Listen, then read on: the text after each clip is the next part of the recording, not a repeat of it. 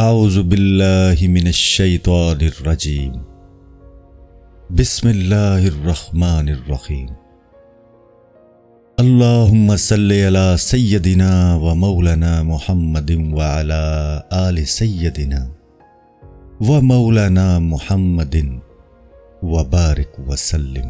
مولانا فخر الدین زرادی رحمۃ اللہ علیہ، عالم ربانی، عاشق سبحانی، مولانا فخر الملت والدین زرادی قدس اللہ سر العزیز، کثرت علم، لطافت طبع، شدت مجاہدہ، ذوق مشاہدہ کے ساتھ مشہور اور انتہا درجے کی ترک و تجرید اور کثرت گریہ میں اعلیٰ درجے کے عزیزوں میں معروف تھے۔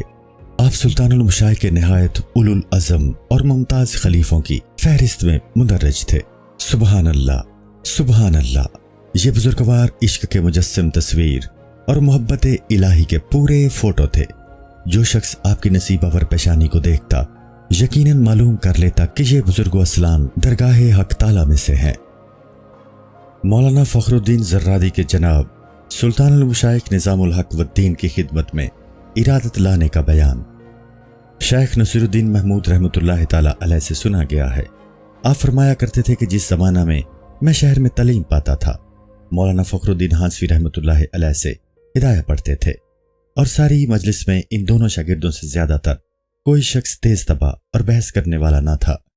اس مجلس میں جس وقت سلطان المشائخ کا ذکر آتا، یہ لوگ آپ کو اس طرح ذکر کرتے جیسے اہل تعصب کسی کو ذکر کرتے ہیں، اور مجھے نہایت ناگوار دشوار گزرتا۔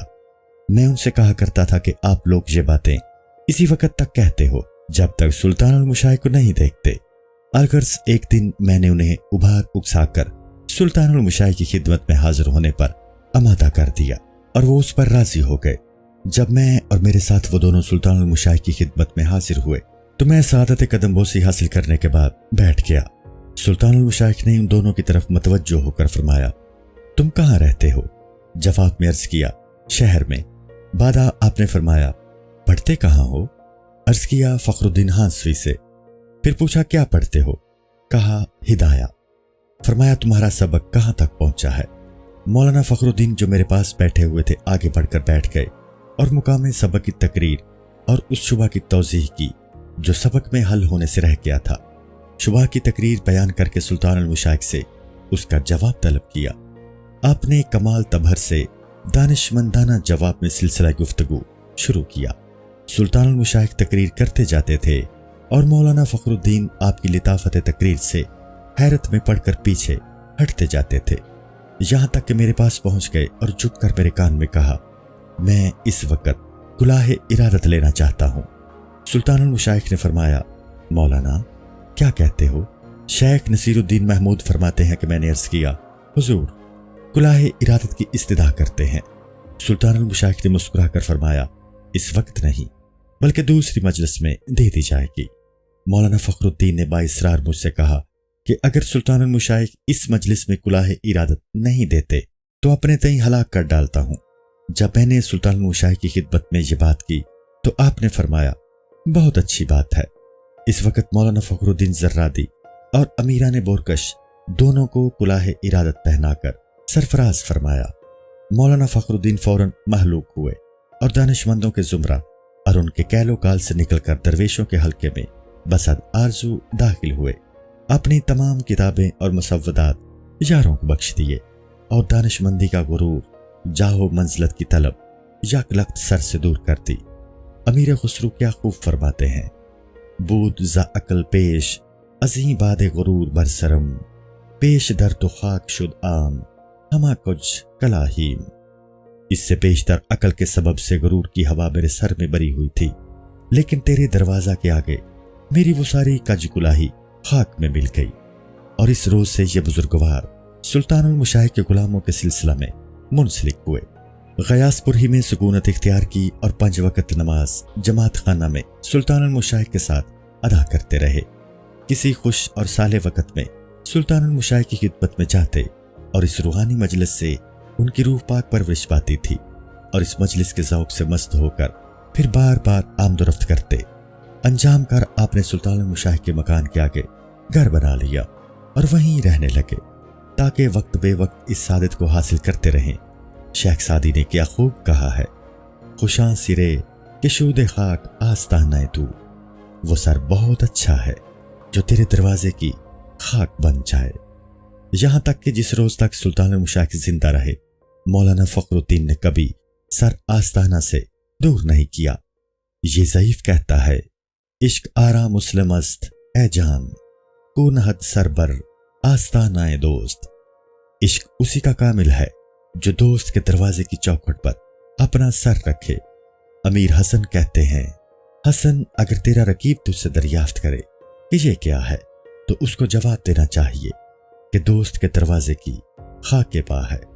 جب سلطان المشائخ صدر جنت میں خرامہ خرامہ پہنچے اور مقعد صدق میں قرار پکڑا تو مولانا فخر الدین کو ایک آن کرام و قرار نہ رہا۔ چند روز تک دریائے جون کے کنارے اور اس مقام پر سکونت اختیار کی جہاں سلطان السلاطین فیروز شاہ نے اپنے محل کی عمارت کی ہے اور شہر فیروز آباد بسایا ہے۔ زہ عصر قدم مبارک کے آج اس بزرگ دین کے قدم کی برکت سے وہاں بادشاہ کا محل تیار ہوا اور ایک عظیم الشان شہر آباد ہوا۔ پھر چند روز تک آپ نے مقام لونی میں قیام فرمایا اور ایک عرصہ تک حوض الہی کے کنارہ پر قیام پذیر رہے۔ اس کے بعد آپ اکثر اوقات سفر میں رہنے لگے اور شیخ الاسلام معین الدین حسن سنجری قدس اللہ سر العزیز کی زیارت کے لیے اجمیر تشریف لے گئے۔ بالا شیخ شیوخ العالم فرید الحق والدین قدس اللہ سر العزیز کی زیارت کے لیے اجودن تشریف لے گئے۔ الغرض آپ صحراؤں، پہاڑوں، غاروں میں خدا تعالیٰ کی عبادت کرتے رہے اور اس سے آپ کی غرض یہ تھی کہ کوئی شخص آپ کے احوال پر مطلع نہ ہو۔ خلاصہ یہ ہے کہ آپ نے تمام عمر عزیز پیر کی محبت و عشق میں بسر کی اور خلوت و تنہائی اور یاد الہی میں گزار تھی۔ شیخ سعدی کیا خوب فرماتے ہیں، ایک غار کے کونے میں تمام خلق سے تنہا اس لیے بیٹھا ہوں کہ اس کے لطف و مہربانی سے جہان میرا یار غار ہو جائے۔ خلاصہ یہ کہ اس بزرگوار نے سلطان المشائخ کی نظر کی برکت سے عالم میں قبولیت عظیم حاصل کی تھی۔ جس شخص کی نظر آپ کے چہرہ مبارک پر پڑتی، سر زمین پر رکھتا اور مولانا کی محبت کا اسیر ہو جاتا۔ رحمت اللہ علیہ۔ مولانا فخر الدین زرادی رحمت اللہ تعالی علیہ کا مجاہدہ اور مشغول یہ باطن۔ کاتب حروف عرض کرتا ہے کہ سلطان المشائخ کے انتقال کے بعد مولانا فخر الدین رحمت اللہ علیہ بسنالہ میں چلے گئے، جو پہاڑ کے بیچ میں واقع ہے۔ یہاں بند کے سرے پر ایک مختصر سی قدیم مسجد بنی ہوئی ہے جس میں آپ مشغول ہوئے۔ چونکہ یہ مقام نہایت غیر آباد اور اجاڑ تھا، اس لیے کوئی متنفس سکونت نہ کر سکتا تھا۔ علاوہ ازیں درندوں اور وحشی جانوروں کا مسکن تھا۔ شیر بھیڑیے کا ہر وقت خوف لگا رہتا تھا۔ 2-3 عزیز جو مولانا کے ساتھ تھے اس خطرناک مقام سے کانپ اٹھتے تھے، اور چونکہ متصل 3 روز تک انہیں کھانے کی بھی کوئی چیز میسر نہ ہوئی تھی، لہذا سب وہاں سے بھاگ کھڑے ہوئے اور مولانا کو ایسے پرہول اور خطرناک مقام میں تنہا چھوڑ کر واپس چلے آئے۔ خواجہ حکیم سنائی کہتے ہیں، جب تک بلاد مصیبت نہ تھی اسے نازنین شمار کیا، اور جب مصیبت و بلا دیکھی تو اسے اس کے سپرد کر دیا۔ جب کاتب حروف کے والد بزرگوار رحمت اللہ علیہ کو یہ بات معلوم ہوئی تو انہوں نے کچھ کھانا پکا کر تیار کیا اور کچھ کھانے کا اسباب ساتھ لیا اور چندان عزیزوں کے ساتھ روانہ ہوئے جو مولانا کی خدمت میں شاگردی اور اخلاص کا حق رکھتے تھے، جیسے مولانا استاد نارکن الملت والدین اندرپتی اور مولانا سراج الدین عثمان۔ ان دونوں حضرات کا ذکر سلطان المشائخ کے خلافہ میں آگے آئے گا، اور مولانا صدر الدین، مولانا رکن الدین کے بھائی، اور عبداللہ کوئی سلطان المشائخ کے رکابدار کاتب حروف، جو ان تمام عزیزوں میں سب سے کم عمر اور بچہ تھا۔ غرض کہ یہ سب لوگ بسنالہ میں مولانا فخر الدین کی خدمت میں گئے۔ دیکھتے ہیں کہ وہ بادشاہ فقر و مجاہدہ بسنالہ کے بند میں جو شیروں اور اژدھوں کا مقام ہے اور جا بجا سانپوں کی کچلیاں پڑی لٹک رہی ہیں، نہایت استقلال و بے اتفاقی کے ساتھ قبلہ رخ مشغول بحق بیٹھے ہیں۔ اس وقت 8 روز گزر گئے تھے کہ مولانا نے افطار کے وقت کچھ نہیں کھایا تھا، لیکن یہ تعجب کے ساتھ حیرت سے دیکھا گیا کہ آپ کی ذات مبارک میں کسی طرح کا ذوف و ملال ظاہر نہیں ہوا۔ حقیقت میں آپ روح مجرد ہو گئے تھے اور بیابانوں پہاڑوں کو اپنے جمال سے روشن و منور کر دیا تھا، اور خواجہ سنائی کی اس مثنوی پر جو سلطان المشائخ کی زبان مبارک پر گزری ہے عمل درآمد کیا تھا۔ مثل وحشی جانوروں کے جنگل اور پہاڑ میں بسیرا کر گھر بار کو ان کے اہل کے واسطے چھوڑتے۔ گھر بار کھانا اور دیگر چیزوں کے مہیا کرنے کے واسطے بنانا مکڑی اور چیونٹی وغیرہ کا کام ہے۔ حضرت عیسیٰ علیہ السلام آسمان پر ہیں اور وہیں روزی رسان ان کا رزق پہنچ جاتا ہے۔ جب عزیز یار اس عاشق صادق کی خدمت میں پہنچے تو مولانا انہیں دیکھ کر بہت خوش ہوئے اور ان عزیزوں کا آنا نہایت مغتنم سمجھا۔ آپ نے ہر شخص سے اس کے رتبہ کے موافق معذرت کی اور فرمایا تم نے اس قدر کیوں زحمت اٹھائی؟ مجھے معلوم ہوتا کہ میرے یاروں میں سے تمہیں کسی نے خبر کر دی ہے۔ وعدہ فرمایا سبحان اللہ، ایک لوگ تو میری موافقت کر نہیں سکے، دوسرے بید ٹٹولنے آئے اور سر کا کشف کرنا چاہتے ہیں، لیکن چونکہ سعادت ملاقات نصیب ہونی تھی حق تعالیٰ نے یہ سبب پیدا کیا۔ الغرض اس بزرگ دین نے مجاہدہ میں انتہا درجے کی کوشش کی تھی اور اس ابدی سعادت کو اپنے اوپر لازم کر لیا۔ کاتب حروف لڑکپن کے زمانہ سے سن بلوغ تک اس بزرگ کی خدمت میں حاضر ہوتا رہا ہے۔ جب تنہائی اور خلوت میں اس بزرگ کی خدمت میں حاضر ہوتا، قبلہ رخ بیٹھے اور زانوے مبارک سر پر رکھے ہوئے مشغول حق دیکھتا، 10-5 مرتبہ نہیں بلکہ بہت دفعہ ان جیسی باتیں دیکھنے کا اتفاق پڑا ہے۔ جب سے سلطان المشائخ نے سفر آخرت قبول کیا، آپ نے دائمی روزہ اختیار کیا، یہاں تک کہ جس زمانہ تک آپ زندہ رہے کبھی روزہ افطار نہیں کیا۔ شیخ نصیر الدین محمود رحمۃ اللہ علیہ فرمایا کرتے تھے کہ جو ترقی مقامات ہمیں مہینے 2 مہینے میں حاصل ہوتی تھی، مولانا فخر الدین زرادی کو 1 ساتھ میں میسر ہو جاتی تھی رحمۃ اللہ علیہ۔ مولانا فخر الدین زرادی رحمۃ اللہ علیہ کا علم و تبہر۔ کاتب حروف عرض کرتا ہے کہ سلطان المشائخ کے زمانہ زندگی میں ایک دانشمند عالم بغدادی مالکی مذہب غیاث پور میں آیا اور اس سے پیشتر کے شہر میں داخل ہو ایک خواب دیکھا۔ وہ یہ کہ ایک فرشتہ بہشتی طباق ہاتھ میں لیے ہوئے اور اس پر ایک سبز ہلا ڈالے ہوئے آسمان سے اترا چلا آتا ہے۔ جب وہ زمین پر اتر کر اس دانشمند کے پاس ہو کر گزرا تو اس نے دریافت کیا یہ طبق کیسا؟ فرشتہ نے جواب دیا کہ علم لدنی کا طبق ہے، مجھے خدا کا حکم ہوا کہ اسے لے جا کر مولانا فخر الدین زرادی کے مصفہ سینہ میں ڈالوں۔ دانشمند نے دریافت کیا کہ مولانا فخر الدین زرادی کون بزرگ ہیں؟ فرشتہ بولا ایک دانشمند ہے، شیخ نظام الدین کے مریدوں میں تمام تعلقات سے مجرد۔ جب وہ دانشمند خواب سے بیدار ہوا تو شہر میں جانے کا قصد ملتوی کیا اور غیاث پور ہی میں سلطان المشائخ کی خدمت میں حاضر ہو کر خواب کی تقریر اول سے آخر تک عرض کی اور ساتھ ہی التماس کی کہ میں مولانا فخر الدین زرادی کو دیکھنا چاہتا ہوں۔ سلطان المشائخ نے فرمایا کہ وہ جماعت خانہ میں ہوں گے یا سیدوں کے گھر میں۔ ان سیدوں سے مراد کاتب حروف کے والد بزرگوار اور چچا تھے، کیونکہ مولانا کو ان لوگوں سے انتہا درجہ کی محبت تھی اور جماعت خانہ سے جب کہیں تشریف لے جاتے تھے تو ان بزرگواروں کے مکان میں رونق افروز ہوتے تھے۔ غرض کے اس دانشمند نے جماعت خانہ میں آ کر دریافت کیا کہ یہاں مولانا فخر الدین زرادی کون بزرگ ہیں۔ حاضرین مجلس نے مولانا کی طرف اشارہ کیا، دیکھا کہ ایک نوجوان بالا قد سفید پوست خوبصورت انتہا درجہ کی ملاحت و سبحات کے ساتھ بیٹھا ہے۔ شیخ سعدی نے کیا خوب کہا ہے، چہرہ مبارک غائط صفائی سے آفتاب جیسا روشن و تابان ہے اور اس پر خدا کی تجلی کا نور جلوہ نما ہے۔ جماعت خانہ کے ایک کونے میں مشغول بحق بیٹھا ہے۔ یہ دانشمند مولانا کی خدمت میں آ کر بیٹھا اور خواب کی حکایت تقریر کی۔ مولانا فخر الدین زرادی نے مسکرا کر فرمایا کہ اس عظیم الشان درگاہ کی ملک میں بہت سے فخر الدین زرادی نام کے غلام منسلک ہیں، نامعلوم وہ کون سا فخر الدین زرادی ہے جو تجھے خواب میں بتائے گئے ہیں۔ یہ دانشمند مجمع بحرین کا ایک نسخہ جو فقہ میں نہایت عجیب و غریب تصنیف ہے اور نسخہ تصریف مالکی کہ کثرت معنی میں اس سے زیادہ مختصر اور لطیف تر کوئی دوسرا نسخہ اس وقت تک دستیاب نہیں ہوا تھا، اور سب سے پیشتر یہی دانشمند یہاں لایا تھا۔ غرض کے یہ دونوں عجیب و غریب نسخے مولانا فخر الدین کی نظر مبارک میں پیش کر کے تصریف مالکی کا ذکر کرنے لگا کہ مصنف نے تصریف کے قواعد و مقدمات اس طرح سے بیان کیے ہیں جن کا حل اور توضیح ناممکن نہیں تو قریب قریب دشوار ضرور ہے، اور اس وقت تک ان دونوں کتابوں کی کوئی شرح تصنیف نہیں ہوئی ہے۔ اس کی یہ تقریر سن کر مولانا فخر الدین زرادی رحمت اللہ علیہ نے تصریف مالکی کا نسخہ اس کے ہاتھ سے لے لیا اور عشاء کی نماز پڑھنے کے بعد اس کا مطالعہ کرنا شروع کیا۔ اثناء مطالعہ میں اس کے تمام قیود و ضمائر اور مشکلات کلم مبارک سے ہر کلمہ کے نیچے لکھتے چلے گئے اور سارے مشکلات پانی کر دیے۔ جب دن ہوا تو مولانا نے نسخہ کو درست کر کے اس دانشمند کے ہاتھ میں دیا۔ مجمع البحرین کا نسخہ اس سے پیشتر کے شہر میں اشاعت پائے۔ مولانا فخر الدین نے اسے مولانا رکن الدین کو پڑھانا شروع کر دیا۔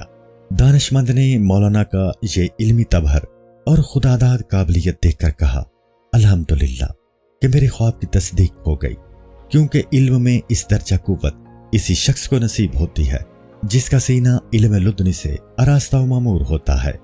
الغرض مولانا نے ان دونوں عجیب و غریب نسخوں کو بغیر کسی شرح کی مدد کے پڑھانا شروع کیا اور اس کے غرائب و لطافت کا نفس الفاظ سے استنباط کیا۔ اس سے علماء شہر میں یہ دونوں کتابیں بے نظیر مشہور ہو گئیں۔ اسی زمانہ میں کاتب حروف کے والد رحمت اللہ علیہ نے سلطان المشائخ کے مکان کے نزدیک ایک نہایت وسیع مکان کرائے کو لیا تھا اور خود طلباء کو درس دیتے تھے۔ مستعد اور تیز طبع متعلموں کو جمع کیا اور انہیں تحصیل علوم پر ترکیب دی، اور اس سے ان کی عرض یہ تھی کہ کاتب حروف کو کچھ پڑھنا آ جائے۔ مولانا فخر الدین بھی چاشت کی نماز سے فارغ ہو کر اس مجلس میں تشریف لاتے اور مولانا رکن الدین اندرپتی کو ہدایہ پڑھایا کرتے۔ ایک دن کا ذکر ہے کہ عالم ربانی مولانا رکن الدین سمانی، جو شہر کے مشاہیر علماء میں گنے جاتے تھے، سلطان المشائخ کی زیارت کو آئے اور سلطان المشائخ کی خدمت سے لوٹتے وقت اس انتہا درجے کے اتحاد و محبت کی وجہ سے جو انہیں مولانا فخر الدین سے تھی، اس مجلس میں تشریف لائے۔ اس وقت مولانا فخر الدین ہدایہ کا سبق پڑھا رہے تھے۔ جب آپ نے مولانا کمال الدین کو آتے دیکھا تو ہدایہ کی احادیث کے تمسکات کو چھوڑ کر احادیث صحیحین سے تمسک کرنے لگے۔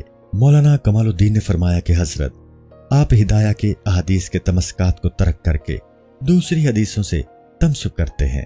فرمایا اس میں اگر آپ کو کوئی خدشہ ہو تو اسے بیان کیجیے۔ چونکہ آپ مؤثر اور دلکشا تقریر میں نہایت مستحکم تمسکات لا رہے تھے، اس لیے مولانا کمال الدین کو اعتراض کا کوئی موقع نہیں ملا، بلکہ وہ لفظ لفظ کی نہایت انصاف سے داد دیتے اور وسیع و جامع الفاظ میں تعریف و تحسین کرتے جاتے تھے۔ مولانا کمال الدین سمانی سے روایت کی جاتی ہے کہ فرماتے تھے، ایک دفعہ سما کے بارے میں بحث ہوئی اور مشاہیر علماء کے حضور میں سما کے ایک نکتہ کے بابت تقریر ہوئی۔ مولانا فخر الدین رحمت اللہ تعالی علیہ بھی اس مجلس میں موجود تھے۔ آپ نے اثناء بحث میں علماء شہر کی طرف روح سخن کر کے فرمایا کہ تم دو شکوں میں ایک شک اختیار کر لو گے۔ اگر حرمت کی شک اختیار کرو گے تو میں سما کی حلت ثابت کروں گا، اور اگر حلت کی جانب اختیار کرو گے تو حرمت ثابت کروں گا۔ مولانا کمال الدین یہ حکایت بیان کرتے جاتے اور فرماتے جاتے تھے کہ عجب تبہر علمی تھا کہ اس قدر مشاہیر کے سامنے ایسا بڑا دعویٰ کیا جائے اور وہ بجز سکوت و خاموشی کے کچھ جواب نہ دیں۔ ایسے موقع پر اپنا مدعا ہر پہلو پر ثابت کرنا بجز قوت علم اور تقوی کے ناممکن ہے۔ علاوہ ازیں آپ میں یہ عجیب خاصیت تھی کہ کسی بحث میں کبھی مسامحت نہ کرتے تھے، بلکہ جب تک صاف طور پر الزام نہ دے لیتے اور قائل نہ کر دیتے خاموش نہ رہتے، اگرچہ جانب مقابل علامہ اثر اور یگانہ روزگار ہی کیوں نہ ہوتا۔ چنانچہ ایک دن کا ذکر ہے کہ سلطان المشائخ کے جماعت خانہ میں نماز فجر کے بعد مولانا وجیہ الدین پائلی، جن کا ذکر اعلیٰ یاروں میں اوپر لکھا جا چکا ہے، تشریف رکھتے تھے، اور مولانا فخر الدین بھی اتفاق وقت سے موجود تھے۔ دونوں بزرگوں میں برودی کے ایک مسئلہ پر بحث چھڑ گئی، جو اصول فقہ میں ایک مشکل اور سخت کتاب گنی جاتی ہے۔ جانبین سے رد و قضا اور سوال و جواب ہونے لگے اور اس مناظرہ نے بہت طول کھینچا۔ مولانا وجیہ الدین پائلی جن مقدمات کی تقریر کرتے تھے، مولانا فخر الدین نہایت اطمینان اور حسن عبارت کے ساتھ ان مقدمات پر اور مقدمات زیادہ کر کے اعتراض کرتے تھے۔ غرض کے اس مناظرہ و مباحثہ کی یہاں تک نوبت پہنچی کہ مولانا وجیہ الدین غصہ میں بھر گئے اور مناظرہ کا پہلو بدل کر مجادلہ کا دروازہ کھولا، تانو تشنی شروع کی اور برا بلا کہنے لگے۔ اس وقت مولانا فخر الدین پر گریہ غالب ہوا اور آپ جواب کی طرف مشغول نہ ہوئے۔ جب مولانا وجیہ الدین تانو تشنی سے باز آئے تو مولانا فخر الدین نے درویشانہ صفائی کی اور مجلس سے اٹھ کھڑے ہوئے۔ انہی دنوں کا ذکر ہے کہ ایک دفعہ شیخ نصیر الدین محمود قدس اللہ سر العزیز اس مجلس میں تشریف لے گئے جہاں مولانا فخر الدین طالب علموں کو درس دیا کرتے تھے۔ مولانا فخر الدین نے شیخ نصیر الدین محمود سے فرمایا کہ یہ کاتب حروف کی طرف اشارہ کر کے بچہ تعلیلات میں نہایت ہوشیار ہے، کچھ اس سے پوچھو۔ شیخ نصیر الدین نے کم ترین سے دریافت کیا کہ یہ حبب کی اصل کیا تھی اور کیا تعلیل ہوئی۔ جب میں نے اس کلمہ کی اصل بیان کی اور واقعی تعلیل کر دی تو شیخ نصیر الدین محمود نے اعتراض کیا کہ جس وجہ اور علت سے یحبب میں واو گر پڑا ہے وہ علت احبب نجب میں نہیں پائی جاتی، پھر باوجود اس کے یہاں واو کیوں گرا دیا گیا؟ میں نے کہا اگرچہ یہاں وہ علت نہیں پائی جاتی مگر موافقت باب کے لیے یہاں بھی واو گرا دیا گیا۔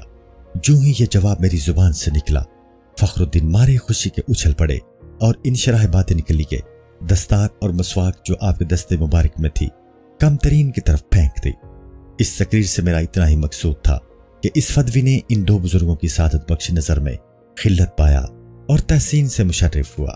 خلاصہ کلام یہ ہے کہ جب مولانا فخر الدین سبق سے فارغ ہوا کرتے تو قصیدہ سبیات کی ایک بیت بندہ کو یاد کراتے اور تعلیلین دریافت کرتے اور وصیت فرماتے کہ مادہ اور لفظ میں زیادہ کوشش کرنی چاہیے، کیونکہ اصل یہی ہے، یہیں سے تمام علوم کا دروازہ آسانی کے ساتھ کھلے گا۔ حقیقت میں مولانا فخر الدین اجتہاد کا مرتبہ رکھتے۔ آپ نے سما کی اباحت میں 2 مستقل رسالے خاص تقریر سے تصنیف کیے ہیں اور اس کے اباحت کا مقدمات اصول فقہ کے قواعد پر منطبق کیے ہیں، جن سے آپ کا علمی کمال اور تبہر بخوبی واضح ہوتا ہے۔ اس کے علاوہ آپ کے دوسرے فضائل و محامد مثلاً جگرسوز گریہ، اندرونی ذوق ظاہر و باطنی کی صفائی، ان کے اس قدر واقعات ہیں کہ قلم قید کتابت میں لانے سے محض عاجز ہے۔ شیخ سعدی کیا خوب فرماتے ہیں، ای سعدی تمام حسینوں نے اس کے حسن کی داد دی، یہی وجہ ہے کہ تیری زبان فصاحت اس کے بیان حسن میں عاجز و گنگ ہے۔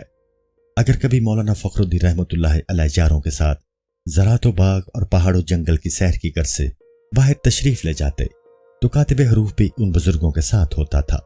خدائے علام الغیوب کو گواہ کر کے کہتا ہوں کہ اگرچہ ان صحبتوں کو 30 برس سے زائد گزر گئے مگر ان مجلسوں کا ذوق اب تک میں اپنے دل میں محسوس پاتا ہوں۔ امیر خسرو فرماتے ہیں، مجھے اپنے ساقی کی پھر طرز و روش یاد آتی ہے، پرانا غم پھر میرے دل نشاد میں آتا ہے، اور یہ ناچیز بندہ سلطان المشائخ کے طفیل سے صرف ان بزرگوں کی یاد میں زندگی بسر کرتا ہے۔ شیخ سعدی فرماتے ہیں، جان من زندہ بے تاثیر ہوائے دگرست، سازداری نکند آب و ہوائے دگرم۔ میری جان ایک اور ہی ہوا کی تاثیر سے زندہ ہے، اس کے سوا اور آب و ہوا مجھ سے موافقت نہیں کرتی۔ مولانا فخر الدین زرادی کے سما سننے اور اس حالت کا بیان جو آپ پر سما کے وقت طاری ہوتی تھی۔ کاتب حروف عرض کرتا ہے کہ ایک رات الائی کے حوض خاص کے کنارے سما کی مجلس گرم ہوئی اور اس مجلس میں مولانا فخر الدین زرادی اور مولانا حسام الدین سلطان المشائخ کے معزز و مقتدر خلفاء موجود تھے۔ خوشگوار قوال اور خوشل خان غزل خان حاضر تھے۔ جب سما شروع ہوا تو مولانا فخر الدین کو سما نے فوری اثر کیا، آپ پر اس درجہ گریہ غالب ہوا کہ آپ کا دم پھٹ گیا۔ جب عزیزان مجلس رقص میں اٹھے تو میں نے مولانا فخر الدین کی پیشانی کو دیکھا کہ وہ بالکل زرد پڑ گئی تھی اور آنکھوں سے دریا کی طرح پانی بہتا تھا۔ ایک بزرگ فرماتے ہیں، چشمے آب روان کردچے چارہ است آن را کہ بہیلائے نتوان آب روان گرد آورت۔ آنکھوں نے پانی بہایا تو اس کا علاج کیا ہو سکتا ہے، کیونکہ ہیلا سے بہتا ہوا پانی روک نہیں سکتے۔ اس حالت میں آپ پاؤں کے انگوٹھوں کے بل رقص میں جست کر رہے تھے۔ الا حاصل قیاس مولانا حسام الدین ملتانی کو میں دیکھ رہا تھا کہ آپ کے مقام صدر سے جہاں کھڑے ہوئے تھے قوالوں کے مقابل میں رقص کے لیے جنبش کی اور سیدھے قوالوں کے پاس آئے اور بیعت سن کر پھر اسی طرح سیدھے اپنی جگہ لوٹ گئے اور مقام صدر میں جا کھڑے ہوئے۔ غرض کے ان دونوں بزرگوں کے ذوق سما نے جملہ حاضرین مجلس میں وہ اثر کیا جو بیان سے باہر ہے۔ اسی طرح ایک رات دولت آباد میں حوض سلطان پر مجلس سما مرتب تھی۔ مولانا فخر الدین اس مقام پر جلوہ فرما تھے اور چند روز سے یہیں سکونت رکھتے تھے۔ سید خاموش کاتب حروف کے بزرگوار اور دوسرے یارو عزیز اس مجلس میں موجود تھے۔ جب مجلس سما گرم ہوئی تو مسعود سحر خوان نے امیر خسرو کی ایک غزل جس میں رکت اور سوز و گداز پیدا کرنے کے سارے سامان جمع تھے نہایت خوش الخوانی اور رکت سے پڑھی، اور جب وہ ان دو بیتوں پر پہنچا تو ملک حسن کا بادشاہ ہے اور میری یہ آرزو ہے کہ تیری چوکٹ پر سر رکھنا مجھے میسر ہو۔ معلوم نہیں کہ اس میرے دل کو کس نے کہا کہ صنم پرستی عاشقی میں روا ہے، تو مولانا فخر الدین میں ان دو بیتوں نے انتہا درجہ کا اثر پیدا کیا۔ آپ پر اس قدر گریہ غالب ہوا کہ ہلاکت کے قریب پہنچ گئے اور بے انتہا رونے کی وجہ سے آنکھوں کے نیچے کی پلکیں سرخ ہو گئیں۔ مولانا نہایت سریع البقا تھے اور اعلیٰ رتبہ کا یاروں میں کسی شخص پر ایسا گریہ غالب نہ ہوتا تھا جیسا کہ آپ پر ہوتا تھا، رحمت اللہ علیہ واسعہ۔ مولانا فخر الدین زرادی کا رسول اللہ صلی اللہ عزیز کا سلطان محمد تغلق انار اللہ برہانہ سے ملاقات کرنا۔ کاتب حروف عرض کرتا ہے کہ جس زمانہ میں سلطان محمد بن تغلق نے شہر کی مخلوق کو موضوع دیوگیر روانہ کیا اور انہی ایام میں ملک ترکستان اور خراسان کو زیر و زبر کرنا اور چنگیز خان کے خاندان کو تہہ تہ کرنا چاہا، تو دلی اور اس کے اطراف کے تمام صدور و اکابر کو طلب کیا۔ جب سب لوگ جمع ہو گئے تو بادشاہ نے دربار کرنے کا حکم دیا اور فرمایا کہ ایک عظیم الشان خیمہ نصب کریں اور اس میں منبر رکھیں تاکہ میں اس پر چڑھ کر خلق کو کفار سے جہاد کرنے کی ترغیب دلاؤں۔ اس روز مولانا فخر الدین اور مولانا شمس الدین یحییٰ اور شیخ نصیر الدین محمود بلائے گئے۔ شیخ قطب الدین دبیر نے کہ سلطان المشائخ کے مریدوں میں سے ایک پاک اعتقاد مرید اور ولایت پیر کی جمال کے عاشق زار اور مولانا فخر الدین زرادی کے شاگرد خاص تھے، چاہا کہ قبل اس کے دوسرے عزیز شاہی دربار میں پہنچیں، مولانا فخر الدین کو دربار شاہی میں لے جاؤں، اور مولانا کو منظور نہ تھا کہ سلطان سے ملاقات کریں، بلکہ آپ بار بار فرماتے تھے کہ میں اس مرد کے گھر کے دروازے پر اپنا سر خاک و خون میں غلطاں دیکھتا ہوں، یعنی اگر میں بادشاہ کے پاس جاؤں گا تو کسی قسم کی مسامحت و مدارت نہ کروں گا، اور جب یہ ہوگا تو وہ مجھے زندہ نہ چھوڑے گا۔ الغرض جب مولانا کی بادشاہ سے ملاقات ہوئی تو شیخ قطب الدین دبیر مولانا کی جوتیاں اٹھا کر خدمتگاروں کی طرح بغل میں مار کر کھڑے ہو گئے۔ بادشاہ یہ بات اپنی آنکھوں سے دیکھ رہا تھا، مگر اس موقع پر اس نے خاموشی اختیار کی اور کچھ نہ کہا۔ اس بعد مولانا فخر الدین رحمت اللہ علیہ سے گفتگو کرنے میں مشغول ہوا اور کہا، میں چنگیز خان کے خاندان کو تباہ کرنا چاہتا ہوں، تم اس کام میں میرا ساتھ دو گے؟ مولانا نے فرمایا، انشاءاللہ۔ سلطان بولا، یہ شک کا کلمہ ہے۔ مولانا نے فرمایا، مستقبل میں بھی یہی آتا ہے۔ یہ جواب مولانا کی زبان مبارک سے سن کر بادشاہ سخت پیچ و تاب میں پڑا، لیکن غصہ کے اثار تباہ کر بولا کہ ہمیں کچھ نصیحت کیجیے تاکہ اس پر عمل کریں۔ مولانا نے فرمایا کہ غصہ کو نکل جاؤ۔ سلطان نے فرمایا، کون سے غصے کو؟ فرمایا، سبھی غضب کو۔ یہ سن کر بادشاہ اس قدر غضبناک ہوا کہ 1000 ضبط کے بعد بھی آثار غضب اس کے بشرہ سے نمایاں ہو گئے، لیکن اب بھی اس نے سکوت کیا اور مولانا کی نسبت کوئی گستاخی نہیں کر سکا۔ اس کے بعد حکم ہوا کہ کھانا حاضر کیا جائے۔ کھانا لایا گیا تو سلطان اور مولانا ایک ہی طباق میں کھانا کھانے میں مشغول ہوئے۔ مولانا فخر الدین زرادی علیہ رحمت کھانا کھاتے وقت اس درجہ منغز و مقدر تھے کہ سلطان کو معلوم ہو گیا کہ انہیں میرے ساتھ کھانا کھانا برا لگتا ہے۔ اب بادشاہ نے ہڈیوں سے گوشت چھڑا چھڑا کر آپ کے سامنے رکھنا شروع کیا۔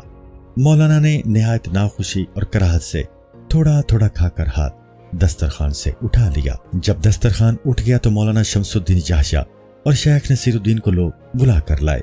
اس جگہ 2 روایتیں منقول ہیں۔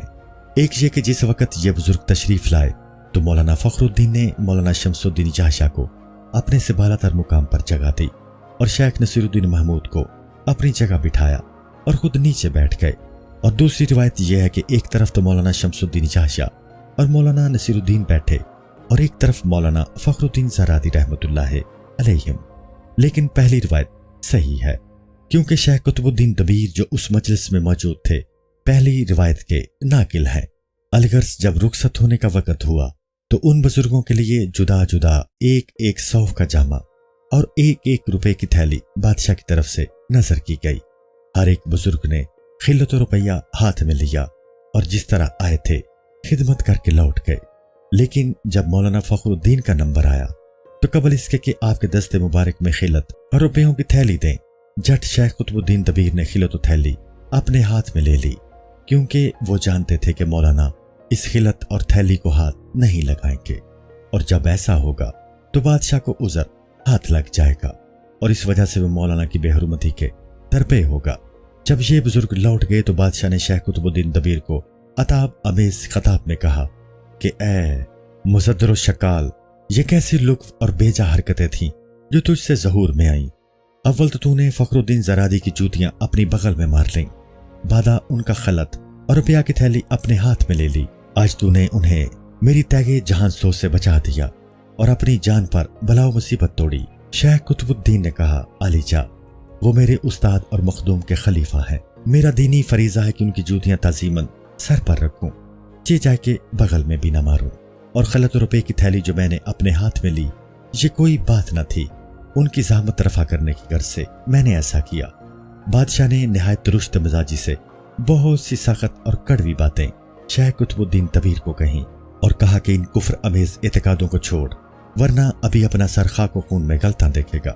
अगरचे बादशाह को हुस्न एतकाद की वजह से शेख कुतुबुद्दीन की बेरियाई पहले ही से मालूम थी कि बहुत दफा इनकी रासिक एतकादी और साबित कदमी का इम्तिहान हो चुका था, क्योंकि जब बाज शुरीदा बख्त बदनसीब जैसे अख्तसाने दबीर और इस जैसे और शेख कुतुबुद्दीन दबीर की इजादही के लिए सुल्तान अल मुशाइख की बाबत बेअदबाना मुबाहिसा और गुस्ताखाना मनाजरा करते तो शेख कुतुबुद्दीन इन नालायकों से बादशाह के सामने बेबाकाना मुकाबरा करते और निहायत सख्त कड़वे जुमले बेमुहाबा देते।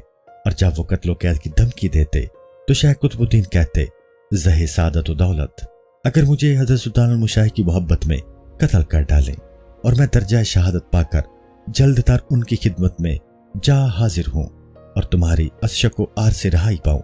खुलासा ये कि आखिर उम्र तक जब मौलाना फखरुद्दीन ज़रादी रहमतुल्लाह अलैह का जिक्र इस कत्ताल बादशाह की मजलिस में होता तो बादशाह दस्ते हसरत मल कर कहता, अफसोस, फखरुद्दीन ज़रादी मेरी खून आशाम तैग के नीचे से जान सलामत ले गए। लेकिन वाक़यातन बात यह है कि जिसका दिल खुदाए बुजुर्ग बरतर के साथ सीधा होता है वो हमेशा हक ताला की असमत और हिफाजत में हुआ करता है और उसके मुखालिफ व दुश्मन उस पर फतह नहीं पा सकते। मौलाना फखरुद्दीन ज़रादी रहमतुल्लाह ताला अलैह के खाना काबा की ज़ियारत को जाने और जहाज के डूब जाने और इंतकाल फरमाने का बयान। कातिब हुरूफ अर्ज करता है कि जब मौलाना फखरुद्दीन रहमतुल्लाह अलैह देवगीर में तशरीफ ले गए और सिलानी हौज पर फरोकोश हुए तो आपको खाना काबा की ज़ियारत का शौक दामनगीर हुआ। अगरचे खाना काबा की ज़ियारत की नीयत और अज़्म आपके दिल मुबारक में बहुत पेश सर से था, लेकिन कोई मौका न मिलता था। जब आप देवगीर पहुंचे तो वो दबा हुआ इश्तियाक भड़क उठा। इन दिनों में काजी कमालुद्दीन सदर जहान, जो मौलाना फखरुद्दीन हांसवी के शागिर्द और भांजे थे, मौलाना फखरुद्दीन ज़रादी की खिदमत में बकसरत आमदोरफ्त रखते थे। ये मौलाना फखरुद्दीन हांसवी मौलाना फखरुद्दीन ज़रादी रहमतुल्लाह अलैह के भी उस्ताद थे। इस फर्ते मोहब्बत के सबब से जो इन दोनों बुजुर्गों में थी, मौलाना फखरुद्दीन ज़रादी ने काजी कमालुद्दीन सदर जहान से खाना काबा की ज़ियारत के लिए जाने का मशवरा किया। काजी कमालुद्दीन ने फरमाया कि बगैर इजाज़त बादशाह के इतनी दूर दराज सफ़र का अज़म करना खिलाफ मसलहत है, क्योंकि उसे इस शहर की आबादी उस वक़्त सबसे ज़्यादा अहम और मकसूद है। बादशाह को मंजूर है कि ये शहर उलमाए मशाइख सदूर मुआरिफ के वजूद बावजूद से अतराफ़े आलम में मशहूर व मरूफ हो जाए। बाहर सूरत में आपकी इस राय के साथ ज़रा मुत्तफ़िक नहीं हूँ, बिलखुसूस जबकि बादशाह आपको इज़ादही के दर पे है। मौलाना फखरुद्दीन ज़रादी ने यह जवाब सुना तो अपने मख्फी भेद के जाहिर करने से सख्त पशेमान हुए और ये हिकायत कातिब हुरूफ के वालिद बुजुर्गवार रहमतुल्लाह ताला अलैह से बयान की। वालिद ने फरमाया कि मौलाना, ये बात अच्छी नहीं हुई, क्योंकि इश्क में मशवरा की कुछ ज़रूरत नहीं। कोई बुजुर्ग कहते हैं, दरे इश्क चे जाए खाना दराइस्त, मजनू शोद को हगीरो बखरोश। इश्क में खानादार की कोई जगह नहीं, मजनू होना कोह बियाबां कथा करना, जोशो खरोश करना चाहिए। मौलाना ने फरमाया कि मैंने काजी के इत्तेहाद व मोहब्बत पर इत्तेमाद करके یہ بید ظاہر کیا اور اس نے اپنے نزدیک یہ مصلحت دیکھی۔ والد نے فرمایا کہ اگر اس کے بعد قاضی کمال الدین سے ملاقات کا اتفاق ہو تو اس قصد کی بابت کچھ ذکر نہ کرنا، اور چند روز کے گزر جانے کے بعد اس کی تدبیر کے انصرام میں مشغول ہو جانا۔ الغرض تھوڑے عرصہ کے بعد مولانا فخر الدین زرادی کے بھتیجے نے، جو قصبہ بیتون میں رہتے تھے، مولانا کو اپنے کار خیر کی تقریب میں طلب کیا۔ مولانا بھتیجے کے کار خیر میں شریک ہونے کے بہانے سے قصبہ بیتون تشریف لے گئے اور وہاں جا کر سفر جہاز کا عزم کر لیا، اور ادھر روانہ ہونے سے پہلی شب کو عشاء کے وقت والد رحمت اللہ علیہ کے پاس تشریف لائے۔ والد نے آپ کو دیکھ کر فرمایا، شاید آپ کا وہ عزم مصمم ہو گیا ہے۔ فرمایا ہاں۔ یہ فرما کر تھوڑی دیر بیٹھے اور رخصت کے وقت 2-3 کا نقرائے آپ نے کاتب حروف کے ہاتھ میں دیے اور اس کے دوسرے روز روانہ ہو گئے۔ جب آپ قصبہ بیتون سے روانہ ہو کر تھانہ پہنچے تو وہاں سے جہاز پر سوار ہونا چاہا۔ جہاز میں سوار ہوتے وقت ایک خط ہارون کی طرف دولت آباد میں روانہ کیا۔ خط کے عنوان میں یہ بیت آپ کے خط مبارک سے لکھی ہوئی تھی، ای نامہ کے اندوہ غم سینہ ماست، اے باد ببر بیگم گزاران برسان۔ یہ خط جو ہمارے سینہ کا اندوہ غم ہے، اسے اے باد سبا لے جا کر میرے غم گساروں کو پہنچا دے۔ جب عزیزوں نے خط کھول کر پڑھا تو خط میں یہ بیت اور لکھی ہوئی تھی، یار آوارگی بسر دارد رفتن حج بہانہ افتاد است۔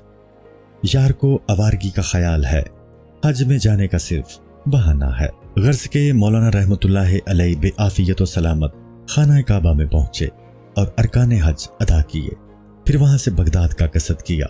بزرگان بغداد یعنی علماء مشائخ چونکہ پہلے ہی سن چکے تھے کہ ایک عدیم المثال اور لاجواب بزرگ تشریف لاتے ہیں، سب استقبال کے لیے شہر سے باہر نکلے اور آپ کی خیر مقدم کرنے کو سعادت دارین سمجھا۔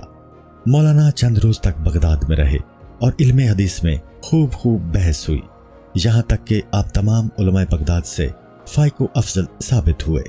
وہاں سے لوٹے تو شہر دہلی میں واپس آنے کی غرض سے جہاز پر سوار ہوئے۔ جہاز میں سلطانی اسباب لدا ہوا تھا اور اس کثرت کے ساتھ لدا ہوا جہاز بوجھل ہو کر غرق ہونے لگا۔ جہاز کے افسر مولانا کی خدمت میں آ کر عرض کرنے لگے کہ جہاز غرق ہوا چاہتا ہے، اگر آپ اجازت دیں تو ہم تھوڑا اسباب نکال کر دریا میں ڈال دیں، جہاز ہلکا ہو جائے گا۔ مولانا نے فرمایا کہ مجھے اور آدمیوں کے اسباب پر کیا تصرف ہے کہ اس کی نسبت کچھ کہہ سکوں یا دریا میں ڈال دینے کا حکم کروں۔ غرض کے مسلح بچھائے قبلہ رخ بیٹھے رہے اور جہاز غرق ہو گیا۔ آپ بھی غرق ہو گئے اور مرتبہ شہادت کو پہنچے رحمت اللہ علیہ۔ السلام علیکم۔ پوری کتاب دیکھنے کے لیے ہمارے یوٹیوب چینل صوفی سما کی پلے لسٹ میں جائیں، یہاں آپ کو مختلف بزرگوں کی کتابیں ملیں گی، اور جو کتاب پوری نہ ہوئی اس پر کام تیزی سے ہو رہا ہے اور ریگولر بیسس پر اپلوڈ ہوتی رہتی ہیں۔ آپ سے گزارش ہے کہ آپ ہمارے یوٹیوب چینل کو سبسکرائب کر لیں اور بیل نوٹیفیکیشن پر کلک کر لیں تاکہ ہماری آنے والی کتابیں آپ کو ملتی رہیں۔ جزاک اللہ خیر۔